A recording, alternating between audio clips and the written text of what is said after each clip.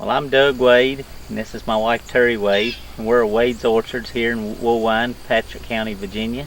And we're a family-owned and operated business. We've been in business since 1975. My dad started it, and my brothers are in with it, and we're kind of just a family operation. When I got out of high school, I got a job working at a factory, and worked there just a little bit over a year, and I seen pretty quick that a factory wasn't a place for me. I like it outdoors, and I can't imagine really doing anything else. When we're not farming in the summertime, in the wintertime, we do logging, we do beef cattle. Also in the winter, in the summertime, we have the hay deal too. We grow a lot of tomatoes, peppers, and cabbage. That's the three main other vegetables we grow besides doing the apples and peaches. 2006, that's kind of when I started my own business with the pies and making the jams and jellies and selling them at the produce stand. And his mom helped me get started as far as like some of the recipes of, how to do my apple pies and everything like that. So she was a lot of help to me. I do some in Floyd County, Patrick County, and all the way down in Carolina. Like this week is probably going to be near 700 pies, up to probably some of the busiest times over 1,000. I think we draw a lot of people to this area in the fall of the year. I mean, because we have so many people that we draw in from like Carolina or West Virginia, or even the Virginia Tech football games. We get a tremendous amount of traffic coming by our little roadside stand on the way to the football game, and so many people stop, and they'll pick them up a bag of apples, or a bag of peanuts or peaches or whatever we have coming in, and take them to the football game. And I think in between that, and we supply a lot of the local stores with fruit and vegetables this time of year. Of course we can't do it the whole season, but this time of year I've got several local stores that we do supply, and they kind of depend on us. They like the fresh local stuff too. I mean, they can advertise as local, and they say their sales is a lot higher this time of year on that type of stuff where it is all local. Well, agriculture means a lot to me because my mom and dad, like I said, I was raised and brought up in this stuff, and I don't think I want to do anything else.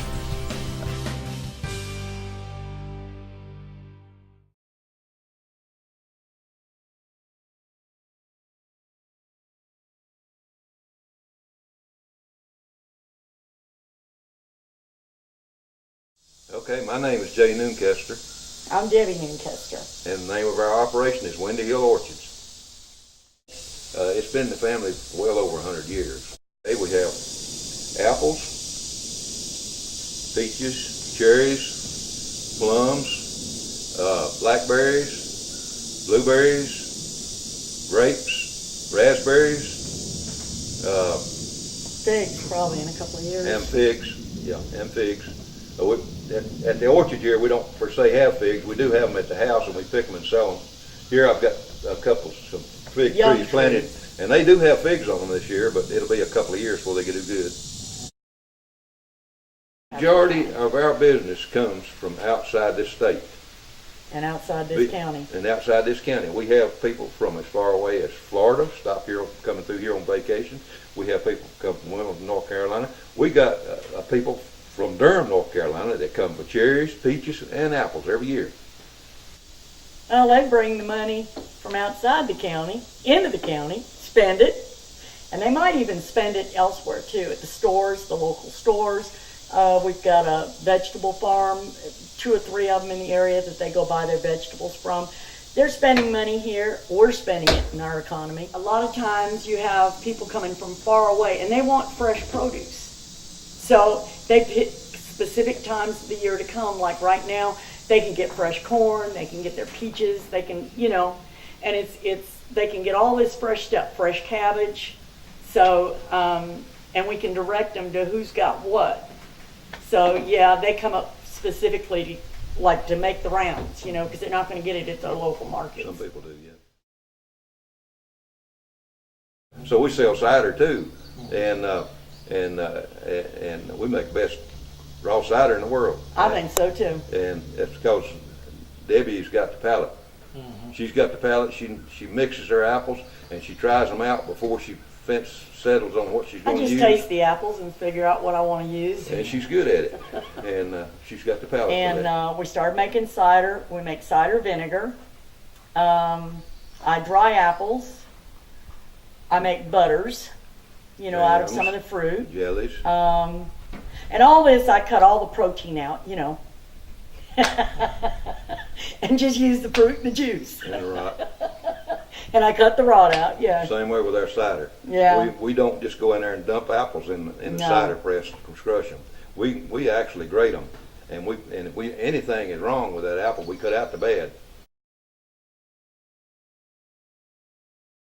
And the third Saturday every year of September is our big family day at the orchard, where we're open all day, and a lot of families will come in. We have drawing that day for prizes like a free box of peaches or a free bushel of apples or something. It's a promotional deal.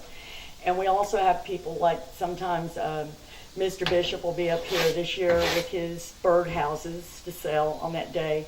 And we may even be able to talk Robin, another local vendor, to come in with her fried apple pies, So we'll have a lot more going on that day, on Family Day at the Orchard. And every year we have tons of people come in for that day.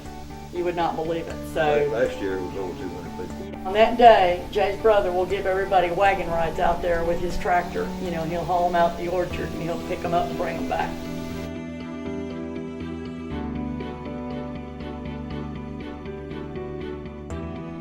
No, I don't think this county would be here without the agriculture, though. I don't think it would be what it is today.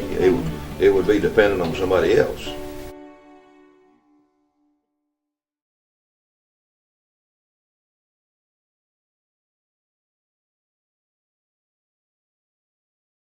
Hello, my name is John Wood. We run, go under the name of Woods Cold Storage. That includes our farm and as well as the store, the store was started by my dad in the 50s to sell apples. At that time he was growing ripe many apples, so he started as Woods Cold Storage. And that's all he was going to sell there at the store. And he built the store because we had more apples than we could sell at the farm, and that they could haul away on a wagon. So we've been pretty fortunate with what we've been able to do there in getting rid of apples. My grandfather bought part of the farm around 1920, I think, and that was from his grandfather, I believe it was. And we've always had apples. Still have a few acres of peaches that we are selling. Primarily, we retail most everything there at the store. We would market retail apples there, and on Sunday, and particularly on Sunday, a lot of times you couldn't get a car in the parking lot. That was in the certainly the late 50s, early 60s. Had a lot of tourist traffic, a lot of people coming in from Winston, High Point area. I remember those areas in particular. We sold apple cider and so forth, that we would grind the second grade of apples up and make a lot of cider, and we would give samples, and that was my job as a kid. I would give samples and we would sell cider, but point is at that time there was a lot of traffic. You could hardly get in the road in the 60s there, in and out of the road because of traffic, and the majority of it was out of the Carolinas, but as well as out of West Virginia and so forth, coming into the county to buy Patrick County apples.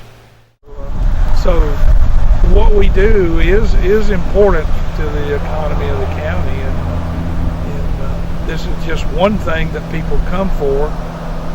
When they come for peaches or apples, they they also do other things. And some of them stay, eat at the restaurants before they go home and so forth, because they like to get out in the mountains. But beef cattle, we sell those. We have gone to some of the local markets over the years, and lately we have sold through the Patrick County Cattlemen's Association through a telemarketing, and we're finding that that does really well. We're pleased with the prices we've been getting, especially the last few years. I know we sell baler twine and things like that, and you'd be surprised how many people need baler twine. So there's a lot of hay being produced, which kind of indicates there's a lot of cattle out there. And when you drive around through the county, you can see there's livestock is very important. We also sell feed there at the store, and we get a little bit of a feel for not only cattle but other things, horses and goats, and sheep, and so forth. There's a certain amount of those that are also out there. So livestock is very important for the county too. Well, I think a lot of people here in the county do realize that the agriculture is very, very important. When people get away from agriculture, 2 or 3 generations, I guess in a lot of respects they don't recognize their heritage. That's because I'm sure at one time the majority of the people raised their own food.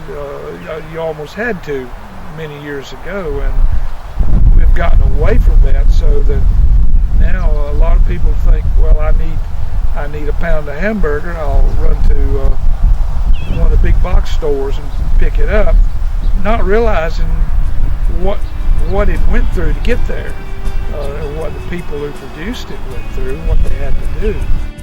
The ones who are actually growing and do what they enjoy, which is producing livestock and produce for everybody else. I think the American farmers produce more, as I understand, feed more people than anybody else in the world. And we're going to have to continue with that because there's going to be a lot of hungry people if we don't.